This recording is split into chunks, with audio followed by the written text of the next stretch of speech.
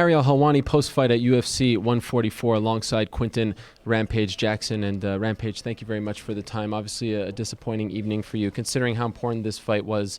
If you could just share your emotions right now after the loss.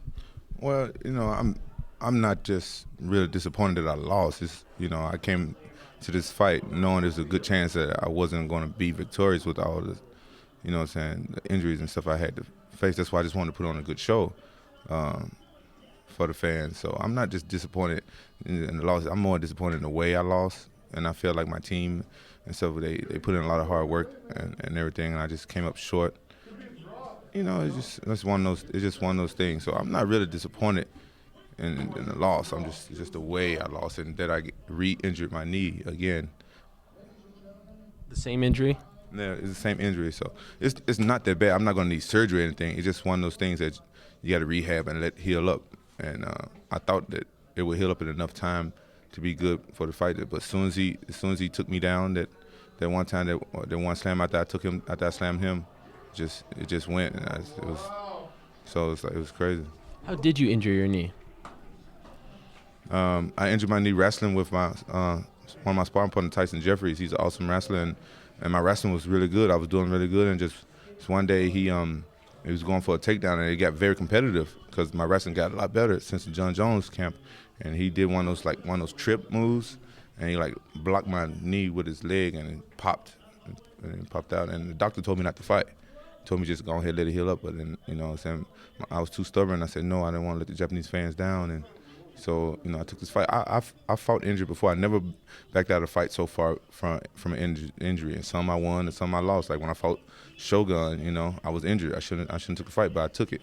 When I fought Chuck Liddell in the UFC, I was injured. I shouldn't took the fight, but I took it, and I won that fight. So sometimes you win, and sometimes you lose when you're injured, and I just keep going. In hindsight, though, considering how big this fight was for you, do you sort of wish that you didn't take the fight? I don't, it's one of the things that I don't know yet. I'm glad I still came and put on a show for the Japanese fans. I just felt like with the weight cut and stuff like that, I just felt like I couldn't put on the goodest show as I wanted to. Like as soon as I got hurt my knee in camp, that's when I was like, oh, I just want to put on a show. I just want to put on a show. So I didn't want to tell the fans that, say I'm, try to, knock Vader out. I just wanted to put on a great show. But after that 22-pound weight cut, I didn't have much in me, and I was just trying to survive basically, and I was just too worried about the knee and all this stuff. It just didn't add up, and I felt like I let the Japanese fans down a little bit by not putting on a good enough show for them. Was he tougher than you thought he would be? Yeah, he's tough. He hits hard, and he had a quick jab, and I'm very impressed with him. I hope Ryan Bader the best, and I think so it was a good comeback for him. He knocked his last guy out, and he beat me. I think he's on his way to becoming a great fighter. Are you gonna reevaluate your career now? Do you still want to keep fighting? Do you still have that fire? Yeah, I still want to keep fighting. Up till I hurt my knee, you guys should have seen the way I was training. Maybe I can get some of the footage off my gym, off my camera. I got cameras over my gym. I wish you guys could see how I was training. I never wrestled like that before, and I was doing stuff I never did. But soon as I got hurt, it's like it went all downhill from there. And my team, we just try to keep it on the wraps. So you guys have no idea how good I was doing. So yeah, I'm very excited. I think if I rehab my knee for a couple of weeks and just ice it and just take good care of it, and I'd be ready to go. My next fight, I would like to have a warm-up fight. My next fight, just for my mind, because this is my first time ever in my career losing 2 fights in a row. I never lost 2 fights in a row, and get my mind right. And I'm ready to come back, go strong. I still got a couple more years in me, and I want to prove to the MMA world that I ain't going out like this. Come on, I can't go out like this. I've been fighting injured for last couple of years.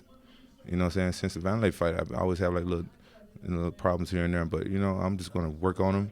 I'm the type of guy if I get hurt, I don't ice, I don't do this, I don't do that. But I got to stop doing that. I'm getting old now, so I'm finna take care of these injuries, and I want to come back strong. I want to show the world of MMA that I still can do this. I still can compete at a high level and still put butts in seats and still pick people up and slam. I slammed the guy today. I was just trying my best to, because I feel like I'm 25 again.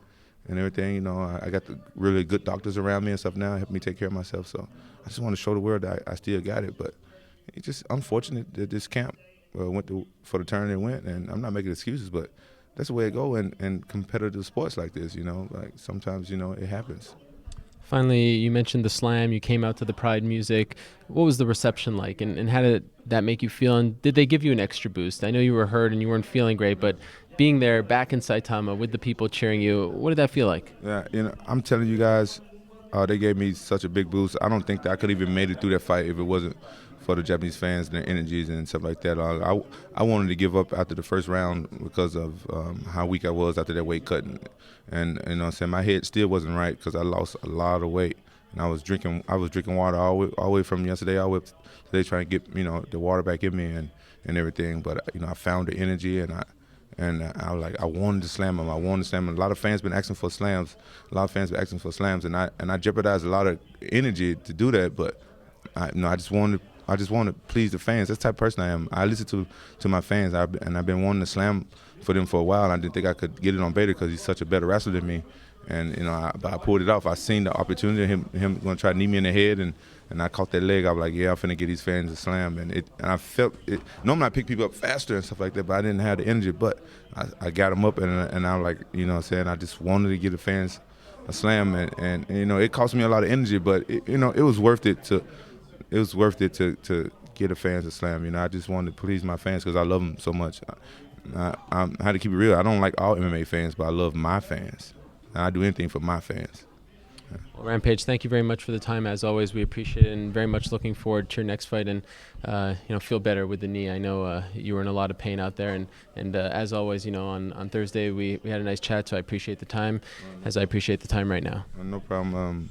I'll tell you about what my sparring partner said about your shoes. I think he's trying to call me a poser or something in so many words. I think he's trying to call you a poser because you wear skateboard shoes and you're not a skateboarder, but he's a skateboarder and he don't like that. So how does he know I'm not a skateboarder? Has he ever asked me? He said he can look at you and tell that you're not a skateboarder. You don't look like the skateboarder type dude. It seems like he's almost jumping to conclusions, and that's something that I think someone like you can appreciate. You don't like when someone jumps to conclusions, so kind of. Are you a skateboarder?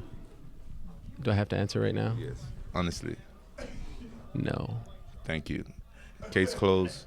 But I do work for Fuel TV, and they're kind of, a skateboarding company, so I thought it would only be right. Plus, I just like the way they're very comfortable. Yeah, I feel you. So, look, I can't play basketball, but I wear Jordans, and I like the way the Jordan stuff feel on me, the shorts and everybody. And people think I'm a poser just because I wear Jordan shorts and his, tank top. So I feel you a little bit, but I'm not posing just because I wear Jordan. I just like the way it feels, it's comfortable, and it's stylish, He's almost like a skateboarding snob. I mean, really. Calling me out like, what? Like, it's almost discriminatory. Hey, this guy, come here, man. What's up, man? This guy just called you a skateboarder snob. Why am I a skateboard snob? Well, you're calling me out. Are you saying that only skateboarders can wear Nike SBs? Because I'm not saying that. I'm only saying that I just noticed when someone wears a nice tux or a nice blazer with skateboarding shoes, normally they're skateboarders. But you're saying it's a cool thing to do, but if you're not a skateboarder, you shouldn't do it. Is that what you're saying? They call those posers. See what I'm saying? Jumping to conclusions, this guy. Hey, but discrimination. I'm not gonna give him crap today because I like the way he's, you got the green on with the green in your shoes and stuff like that. You learning, man. You learning. I've come a long way, right? Come a long way. I think we've come a long way. We've come a long way. At first, I didn't like you at all. Now I like you a little bit. Okay. All right, fair enough. All right. Thank you very much for the time, Rampage. We look forward to the next one.